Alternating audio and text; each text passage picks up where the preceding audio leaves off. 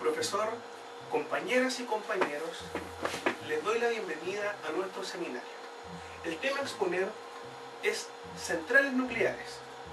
Los integrantes de nuestro grupo son Camilo Díaz, Wilson Godoy, Marco Jara, Felipe Rivera, Alexis Pastén y quien les habla, Nelson Roa. Para comenzar, les daré una definición de qué son las centrales o plantas nucleares. Una central o planta nuclear es una instalación industrial empleada para la generación de energía eléctrica a partir de energía nuclear. Se caracteriza por el empleo de combustible nuclear compuesto básicamente de material fisionable, que mediante reacciones nucleares proporciona calor, a su vez que es empleado a través de un ciclo termodinámico convencional para producir el movimiento de alternadores que transforman el trabajo mecánico en energía. Estas centrales constan de uno o más reactores. El núcleo de un reactor nuclear consta de un contenedor o vasija, en cuyo interior se albergan bloques de un material aislante de la radioactividad. Comúnmente se trata de grafito o de hormigón relleno de combustible, formado por material fisible. En el proceso se establece una reacción sostenida y moderada, gracias al empleo de elementos auxiliares que absorben el exceso de neutrones liberados, manteniendo bajo control la reacción en cadena del material radioactivo. A estos elementos se les denomina moderadores. Rodeando al núcleo de un reactor nuclear está el reflector, cuya función consiste en devolver al núcleo parte de los neutrones que se fuga de la reacción. Las balas de control se sumergen facultativamente en el reactor. Sirven para moderar o acelerar el factor de multiplicación del proceso de reacción en cadena del circuito nuclear. El blindaje especial que rodea el reactor absorbe la radioactividad emitida en forma de neutrones, radiación gamma, partículas alfa y partículas beta. Un circuito de refrigeración externa ayuda a extraer el exceso de calor generado.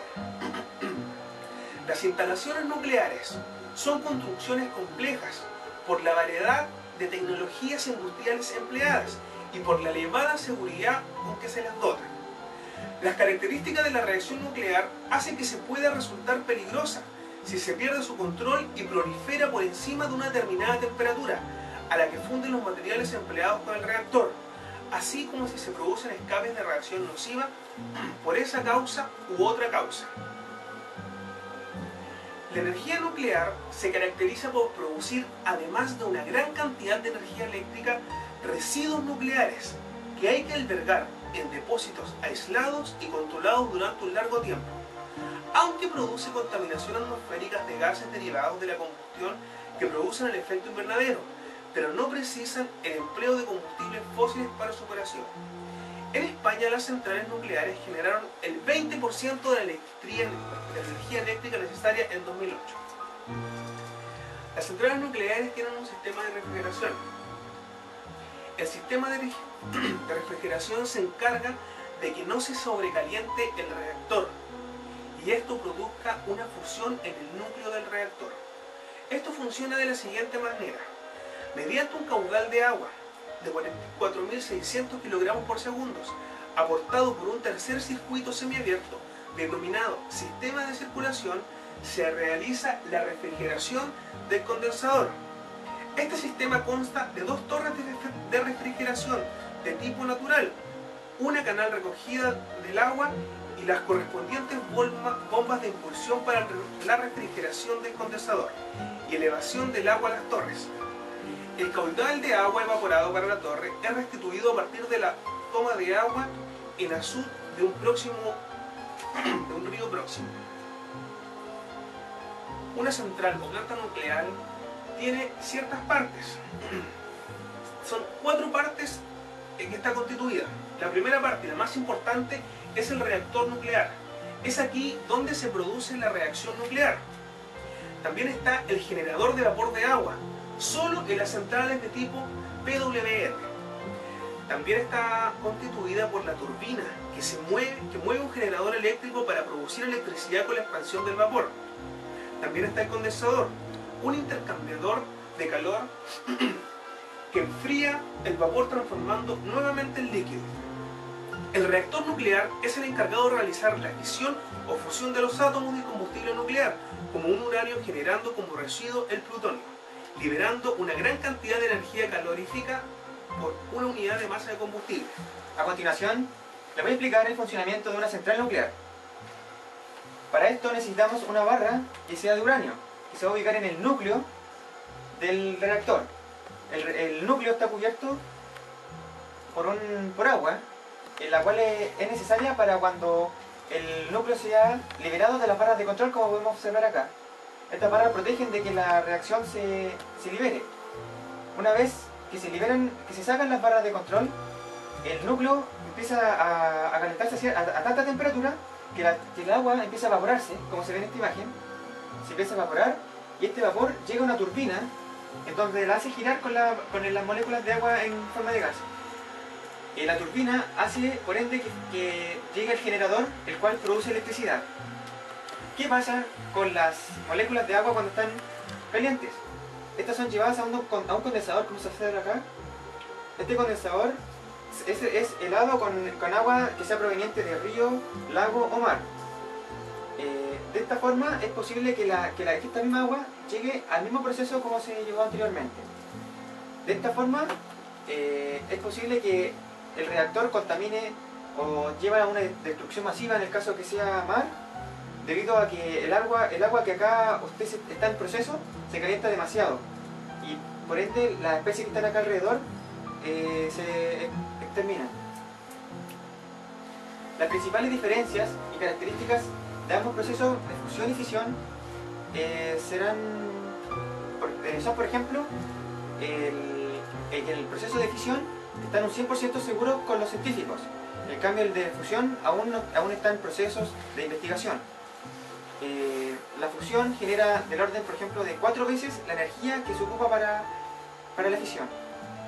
La reacción nuclear de fusión no contamina tanto como la fisión, produciendo una cantidad mínima de residuos radioactivos. La fisión necesita como materia prima, ya sea la obtención de uranio enriquecido. Este es difícil de encontrar en la naturaleza. Pero hoy en día se ha inventado el reactor de fusión, el cual está en proyecto todavía para el año 2019. Este reactor es llamado ITER. ¿Cómo funciona el ITER? Este reactor se basa en una cámara toroidal y bobina magnética, una vasija de reactor en forma de aro en el que se calienta un gas en forma de plasma, el cuarto estado de la materia, a temperaturas cercanas a 100 millones de grados. El plasma se confina en el reactor gracias a unos fuertes campos magnéticos producidos por enormes imanes superconductores. El combustible del ITER es una mezcla de deuterio y tritio, dos de los isótopos del hidrógeno también usados en la bomba de hidrógeno. Las razones de esta elección son varias. Por ejemplo, los núcleos son más ligeros y sencillos de fusionar. De ahí que se utilicen estos isótopos, que son núcleos con el número de protones distinto al número de neutrones del hidrógeno. Además, son un combustible inagotable de deuterio y se encuentra en grandes cantidades en el agua, mientras que el tritio se produce en la misma reacción de la fusión. Como podemos ver, esta es una imagen del proyecto del ITER. Como pueden ver, este sería el núcleo donde están las bobinas magnéticas, donde se produciría el gas en forma de plasma. Este sería el reactor que estaría en proyecto para el 2019. Actualmente el único reactor de fusión que tenemos es el Sol. La primera planta de energía nuclear en el mundo se construyó en Rusia, o más bien, precisamente en la desaparecida Unión Soviética. Su construcción se llevó a cabo en el más absoluto hermetismo. Incluso los trabajadores que llevaron a cabo dicha obra no sabían exactamente lo que se estaba construyendo allí. El 27 de junio de 1954, los diarios rusos informaron que la primera planta nuclear ha sido construida. Hasta que en 1957 Reinos Unidos construyó 2 centrales. En estos primeros años de funcionamiento de las centrales nucleares, los países tomaron con cautela su implementación, debido a gran medida a la asociación de la energía nuclear con el uso de la militar en que se diera la Segunda Guerra Mundial. Ya en este primer periodo se produjeron accidentes como los de Mayak en Rusia, que produjo una muerte de más de 200 personas, y Windscan en Reinos Unidos, que contaminó una zona de 500 kilómetros cuadrados. Para el año 1960, Reinos Unidos ya contaba con 8 centrales nucleares, Estados Unidos con 4, Rusia seguía con 1. La crisis del petróleo hizo que muchos países industrializados apostaran por este tipo de tecnología dentro de los planes de desarrollo energético. Los gobiernos vieron en la energía nuclear un sistema de producción energética de coste menor, que en un principio era menos agresivo para el medio ambiente. Ella explica que desde 1960 el total de las centrales aumentara a 16 en el mundo, pasara a 416 en 1988. Esto supuso que el crecimiento exponencial de estos 28 años arrojara medida de apertura de 15 centrales por año. En el accidente de Chernobyl, los gobiernos y sobre todo el pueblo perdieron gran parte de la confianza depositada en esta energía.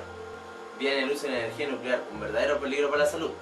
Así, desde 1988 al 2011, el número de centrales nuevas fue de 27, dado como media por año, un poco más de una central por año. Llamativo es el hecho de que las grandes potencias, salvo Japón, a partir de ese accidente, abandonó la creación de nuevas centrales, o incluso reduciendo su número. Y solo en países de una menor entidad mundial ha seguido con la práctica nuclear. Hoy en día hay 443 centrales nucleares en el mundo, que suponen el 17% de la producción eléctrica mundial. De esas, el país que más tiene en la actualidad es Estados Unidos, con 104. Pero más sorprendentes son las 58 centrales de Francia, más de la mitad que Estados Unidos, con casi 15 veces menos su superficie. Aunque Japón no se queda nada lejos, con 54. El accidente en la central Fukushima ha recordado fantasmas pasados, otorgándole el debate nuclear a una candente actualidad. Los países que han tomado alguna opción hacia el abandono ha sido Japón, que en junio del 2011, luego de transcurridos varios meses después del accidente de Fukushima, el primer ministro de Japón dio un polémico discurso de la eliminación paulatina de la energía nuclear en su país. En mayo de 2012, las 54 centrales nucleares japonesas permanecían paradas debido a las diferentes revisiones y pruebas de resistencia exigidas por dicho gobierno. En Bélgica, la legislación belga de abandono fue aprobada en junio de 1999. La ley prevé que los 7 reactores nucleares de ese país cerraran a no más tardar de 40 años de su fabricación y prohíbe la construcción de nuevas centrales después de que la ley fuese aprobada. En septiembre de 2005 se revocó parcialmente la decisión, alargando 20 años más el periodo de abandono. En Alemania, en 2011, se aprobó con amplitud la mayoría de abandono total de la energía nuclear a más tardar del 2022. Mientras que en Italia, el abandono de la energía nuclear comenzó un año después del accidente de Chernobyl, en 1986. Tras un referéndum, en 1987 se decidió cerrar las 4 centrales nucleares de ese país, cerrándose la última en 1990. Mientras que en Holanda, en 1994, el Parlamento votó su abandono tras una discusión sobre la gestión de los residuos nucleares. La planta eléctrica de Dover fue apagada en 1997. En 2006, el gobierno decidió que Worsley permaneciera abierta hasta 2033, mientras pueda cumplir con normas de seguridad incrementadas. Se puede identificar en el accidente de Estados Unidos, Thelma Island de Pensilvania, España, Vandellos de Tarragona y Chernobyl de Ucrania. Lo que sucedió y qué consecuencias tuvo. Lo que sucedió el 26 de abril de 1986, cuando el equipo que operaba en la central se propuso realizar una prueba con la intención de aumentar la seguridad del reactor. Durante la prueba, en la que simulaba un corte de suministro eléctrico, un aumento súbito de la potencia en el reactor de esa central produjo un sobrecalentamiento del núcleo, el cual el reactor nuclear, lo que terminó provocando una explosión de hidrógeno acumulado en su interior. Fueron arrojadas a la atmósfera unas 200 toneladas de material fisible, una radiactividad equivalente entre 100 y 500 bombas atómicas, como la que fue lanzada sobre Hiroshima. Causó directamente la muerte de 30.000 personas, forzó al gobierno de la Unión Soviética a la evacuación de 135.000 personas y provocó una alarma internacional al detectarse radiactividad en diversos países de Europa. El gobierno ocultó la catástrofe las primeras 2 semanas y mintió informando de una forma breve que había sucedido un accidente muy controlado y nada alarmante en la central. Fueron investigadores suecos los primeros en darse cuenta del suceso.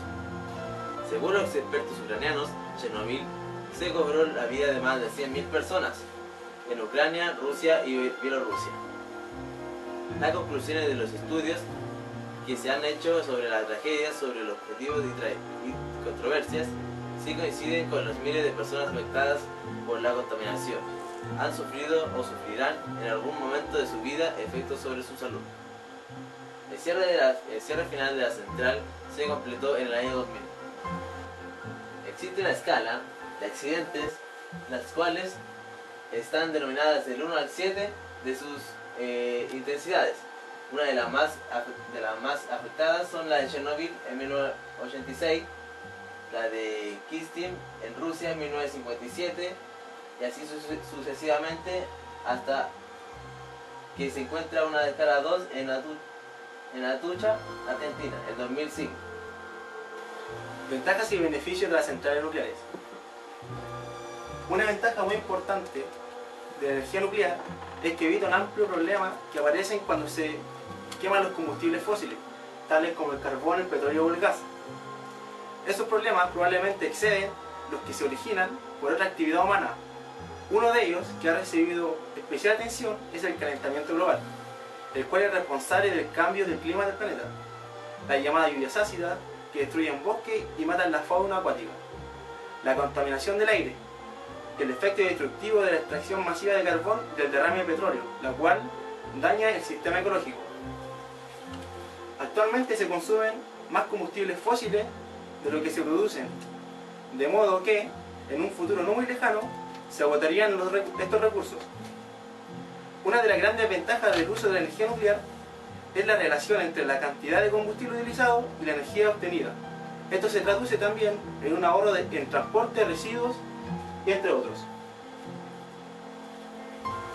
Al ser una alternativa a los combustibles fósiles, como el carbón o el petróleo, evitaríamos el problema del llamado calentamiento global, el cual se cree que tiene una influencia más que importante en el cambio climático del planeta. Mejoraría la calidad del aire que respiramos y con ello implicaría un descenso de enfermedades y calidad de vida. Sobre este último punto, conviene destacar que lo que realmente tiene una influencia importante con el calentamiento global son las emisiones provocadas por el transporte por carretera y que las que generan la generación de energía por combustibles fósiles son relativamente muy pocas. Aún así, una de las implicaciones de la energía nuclear, aunque muy poco utilizada, es convertirla en energía mecánica para el transporte. Actualmente, la generación de energía eléctrica se realiza mediante reacciones de fisión nuclear, pero si la fusión nuclear fuera practicable, ofrecería las siguientes ventajas. Obtendríamos una fuente de combustible inagotable, evitaríamos accidentes en el reactor por las reacciones en cadena que se producen en las fisiones. Los residuos generados son mucho menos radiactivos.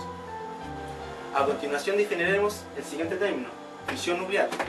La fisión nuclear es una de las dos reacciones posibles que se producen cuando trabajamos con energía nuclear. La energía nuclear llamamos fisión nuclear a la división del núcleo de un átomo.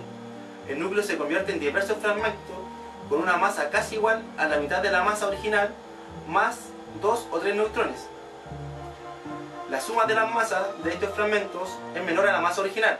Esta falta de masa se ha convertido en energía. La fisión nuclear puede ocurrir cuando el núcleo de un átomo pesado captura un neutrón, o puede ocurrir espontáneamente. A continuación definiremos el término de fusión nuclear. La fusión nuclear es una reacción nuclear en la que dos núcleos de átomos ligeros, en general el hidrógeno y sus isótopos, se unen para formar otro núcleo más pesado, liberando una gran cantidad de energía. Un ejemplo claro lo vemos a diario, en la energía solar, que tiene su origen en la fusión de núcleos de hidrógeno generándose helio y liberándose una gran cantidad de energía que llega a la Tierra en forma de radiación electromagnética. Para efectuar las reacciones de fusión nuclear se deben cumplir los siguientes requisitos: una temperatura muy elevada para separar los electrones del núcleo y que éste se aproxime a otro venciendo las fuerzas de repulsión electrostáticas. La masa gaseosa compuesta por electrones libres y átomos altamente ionizados se denomina plasma. Otra condición es el confinamiento necesario para mantener el plasma a elevada temperatura durante un tiempo mínimo. Una densidad del plasma suficiente para que los núcleos estén cerca unos de otros y puedan llegar a reacciones de fusión. Los confinamientos convencionales, como las paredes de una vasija, no son factibles debido a las altas temperaturas del plasma. Por este motivo se encuentran en desarrollo métodos de confinamiento. Fusión nuclear por confinamiento inercial. Consiste en crear un medio tan denso que las partículas no tengan casi ninguna posibilidad de escapar, sin chocar entre sí. Una pequeña esfera compuesta por deuterio y tritio es impactada por un haz de láser, provocando su implosión. Así se hace cientos de veces más densa y explosiona bajo los efectos de la reacción de fusión nuclear. Fusión nuclear por confinamiento magnético. Las partículas electromagnéticas o las partículas eléctricamente cargadas del plasma son atrapadas en un espacio reducido por la acción de un campo magnético. El dispositivo más desarrollado tiene una forma toroidal y es denominado tokamak. Ahora, volviendo al tema, en Chile las ventajas de una central nuclear serían las siguientes: una zona de baja densidad poblacional, presencia de agua en abundancia, fácil conexión al sistema interconectado central de Chile, alejado de las grandes ciudades, produce energía limpia sin agravar el efecto invernadero, reducirá la dependencia del petróleo, gas natural y lluvias. En resumen, la energía nuclear tiene ventajas en muchas áreas, incluyendo aquellas que han sido tradicionalmente vistas como problemáticas, previniendo la contaminación y la degradación del medio ambiente, debido al uso de los combustibles fósiles, garantizando la provisión de materia prima para la producción de energía y sin efectuar los limitados recursos de combustibles fósiles para otras aplicaciones, solucionando el difícil problema del manejo de los residuos tóxicos, contribuyendo a evitar un conflicto nuclear y además disminuyendo los riesgos debido a posibles accidentes. A continuación, les hablaré de la aprobación de la energía nuclear en Chile. El discurso presidencial del 21 de mayo incorporó la posibilidad de estudiar nuevas alternativas de generación a la matriz energética del país, entre las que se cuenta la energía nuclear. La energía nuclear, destinada a la generación eléctrica, se produce en reactores de potencia, infraestructura de la que carece Chile. En la última década, el aporte de la energía nuclear al suministro eléctrico mundial bordea un 16% en promedio. ¿Debería instalarse una central nuclear en nuestro país? Para que Chile pueda instalar una central nuclear, debe cumplir varias normas. Algunas de estas son: la creación de una infraestructura legislativa y reguladora, la selección y caracterización del sitio para la construcción de la central, el desmantelamiento de los desechos nucleares. Por ahora, ninguna de estas exigencias se cumple en Chile. Si bien, a primera vista, su instalación podría resolver una serie de importantes problemas: la seguridad, el medio ambiente, la salud, los terremotos y el manejo de residuos radiactivos son los principales riesgos que preocupan a la comunidad, más aún tomando en cuenta que Chile es un país rico en recursos naturales que pueden ser utilizados en la generación de electricidad a través de plantas de energía eólica y solar.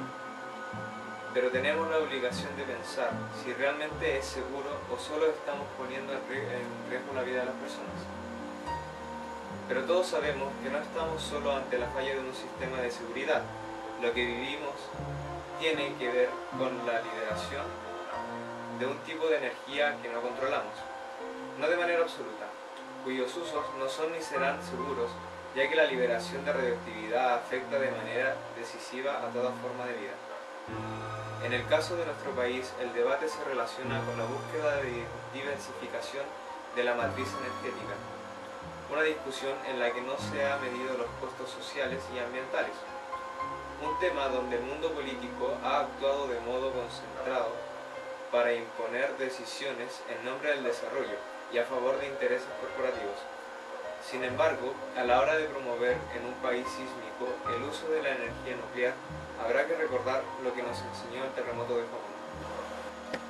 Chile cuenta con una ley de seguridad nuclear que permite el uso regulado de la energía nuclear, y dentro de esta se contempla un proceso de autorizaciones para el emplazamiento, construcción, puesta en servicio, operación, cierre y desmantelamiento de las instalaciones nucleares, tales como centrales nucleares de potencia, mediante decreto supremo, expendido por intermedio del Ministerio de Minería.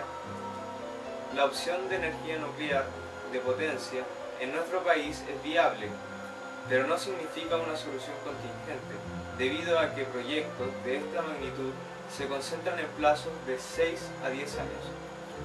Por tanto, cuanto antes comiencen los estudios de posibilidades, ventajas y desventajas, costos y beneficios, riesgos y certidumbres que puedan significar el uso de nuevas formas de energía, permitirá adoptar oportunamente las decisiones más apropiadas para lograr una matriz energética más sólida, diversificada y consensuada responsablemente. Desventajas.